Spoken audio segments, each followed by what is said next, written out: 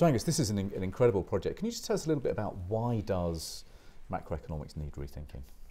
Well, Rebuilding Macroeconomics is an initiative funded by the Economic and Social Research Council to look at new ideas to think about macroeconomics. Now, why do we need to think about it again? Well, we've had this extraordinary crisis and of course the legacy, which is 10 years now, and still the economy is not performing as any of the models or any of mainstream economists or institutions would have expected. So there's been a huge cost. And the question is, perhaps our models need to address these bigger events like this sort of global financial crisis. In the past, they've looked at business cycles, things that tend to last 18 months, 2 years.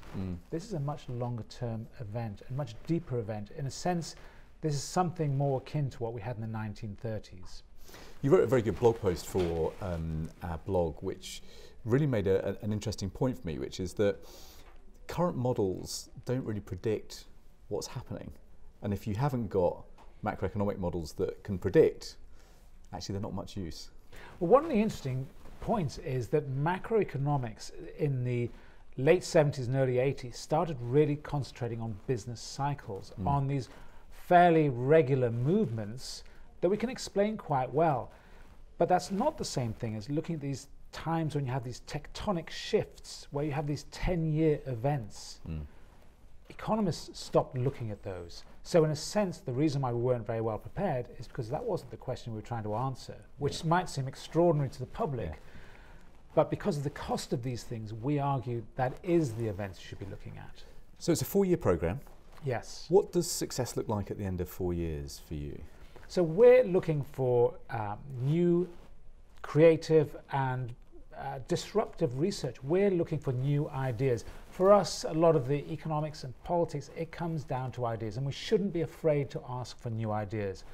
That may be within economics, and a lot of the economics that has been done the last few years has been very exciting, but it may be by looking at other subjects. And so at the end of 4 years, we want to be able to say to the Economic and Social Research Council, there's 1 or 2 issues that we've looked at, that we've funded research, that we think are genuinely new and worth putting resource into, because this is where we could really start to address some of these deep questions. So it's a question of sowing 1,000 seeds and looking which flowers bloom, and that's what success will look like, because that's the things that we'll be able to build on in the future. And you're bringing a number of different disciplines together.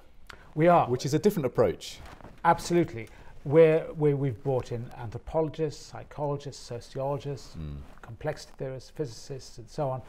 And the idea is that perhaps we can learn from other academic disciplines.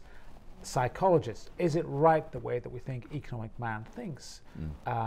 Even if it's just a shorthand way, a simple way to summarize that, perhaps there's key things that we're leaving out. How do physicists deal with radical uncertainty?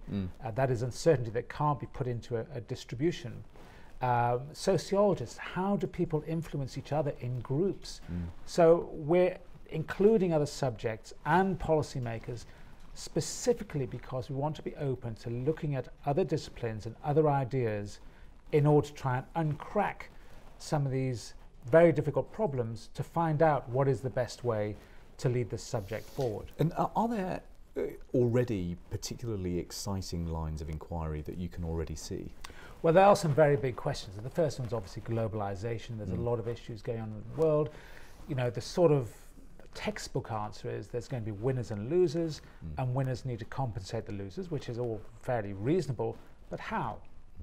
Do you think it's just money? Is that a meaningful life? What is required? And nobody's really fleshed this out. So globalization is clearly one, and that's not just about trade, it's about finance, global finance, our multilateral institutions, how do they work in a truly global world? Then we have stability. Perhaps macroeconomics is not as stable as we'd thought. Again, this goes back to the issue of, is it just little business cycles, or is it bigger instabilities that last for years? So raising some of those questions. Our economic institutions in this country, we essentially delegate our macroeconomic policy to the Treasury and the Bank of England. Well, arguably there's much more to it. There's infrastructure building, the environment, education, welfare, pensions, all of these things together make up an economic policy. So we have to think about our economic institutions. Sustainability, we tend to think of the environment, very important, but what about human sustainability as well? How do we think about our lives?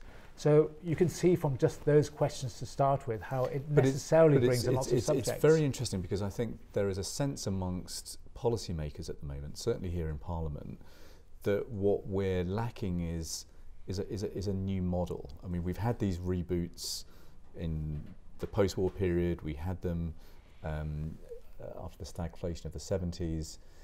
There's a sense amongst policymakers that there's a moment that cries out for a new kind of model. And it looks like you're looking at a number of different dimensions to that.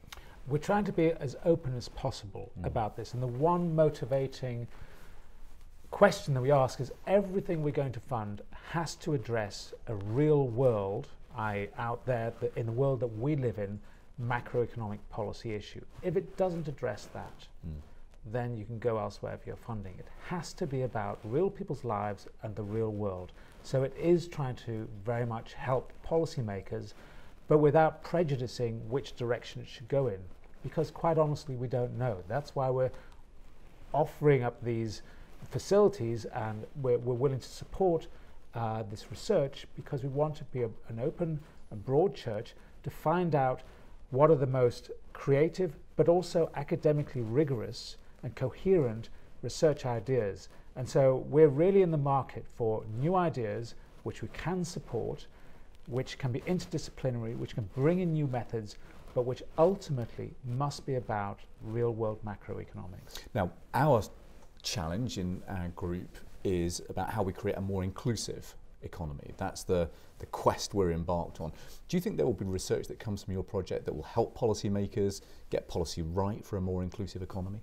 I think many of these questions that we're starting to look at are will absolutely dig into this question of getting inclusion. So, for example, globalization. We have trade theory, which a flip side of trade theory is distribution, but that's really been outside of macroeconomics for a long time. We have regional economic policy. How do we do that? You know, it's all very well saying it would be great if all areas of the UK were as productive as central London, but can they be, and how would you do it? We can think about different parts of the age spectrum. What do we do about people at different stages in their lives? The idea that young people's expectations may not be the same as the past, and they could be looking forward to actually standards of living less than their parents is an extraordinary idea. And so inclusion and bringing in more households across all regions is really, you know, fundamental to the prosperity of the UK. And I think I'm right in saying this is one of the only projects like this in the world at the moment. It is, and one of the exciting parts is that it really is interdisciplinary. It's bringing in many other subjects, and it's focused on policy, and being the UK, we can be properly global. So it's not US-centric, and it's not about Asia either. We're open for business, for ideas. People who are anywhere else in the world, they can have their research funded as well if we judge it to be suitable. So it really is an open, it's a genuine opportunity. We are going to be as inclusive as possible in terms of the type of research that we look at, but it must be rigorous, it must be credible, everything will be vetted through referees, and everything will be public. And as I say, it has to be about real world macroeconomics, because that's the question. These are the questions that we need to have answers to. Perfect.